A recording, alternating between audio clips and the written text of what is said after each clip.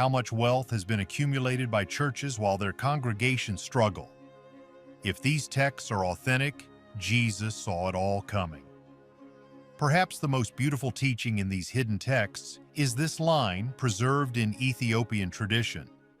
Let your silence speak louder than sermons. Let your body become a living prayer. This teaching reframes everything. Faith is not about performing rituals or memorizing scripture. It's about transforming every breath, every action, every moment into an offering of love. This is a Jesus who speaks not from a throne, but from the wilderness. Not through institutions, but through the human heart itself. The Ethiopian texts describe a spirituality that is deeply personal, radically simple, and completely subversive to organized power. And for centuries, only Ethiopia remembered the words, or so their tradition claims. Chapter 3: The Prophecies of the Forgotten Fire. The Ethiopian scriptures contain a prophecy that feels impossibly relevant today.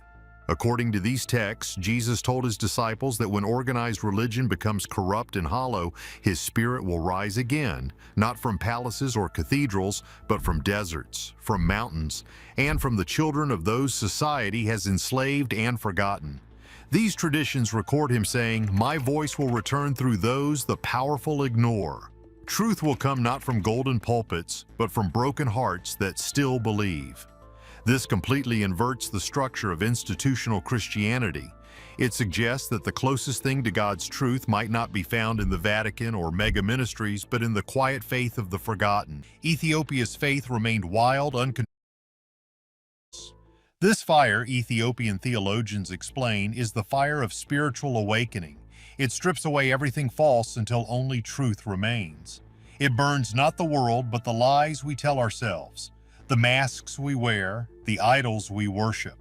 In a world drowning in materialism, addiction, and spiritual emptiness, this prophecy feels less like ancient mysticism and more like a roadmap for our times. Perhaps the return of Christ has nothing to do with the sky splitting open and everything to do with people finally waking up to the truth that's been inside them all along. This, Ethiopia's unique history, explains how these texts survived when so many others were destroyed. The country became Christian in the 4th century, before Rome officially did. It was never conquered by European colonizers during the age of imperialism. Its faith developed independently, shaped not by political councils, but by desert monks and mystical practices. While Western Christianity became entangled with empire, with Constantine, with crusades, with colonization, Ethiopia's faith remained wild, uncontrolled, deeply spiritual. And so the mystical teachings that Rome feared, the angels, the spiritual battles, the direct encounters with the divine, all of this remained alive in Ethiopian Christianity. The forgotten fire never went out. It simply waited in the highlands in ancient monasteries where monks still pray in languages most of the world has forgotten. Chapter 4: The Lost Gospel of Peace.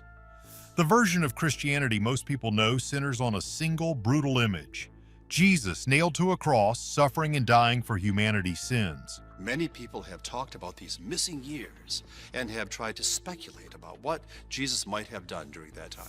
But deep within Ethiopian monasteries lies another narrative entirely, one found in what some scholars call the Gospel of Peace. This text tells a radically different story.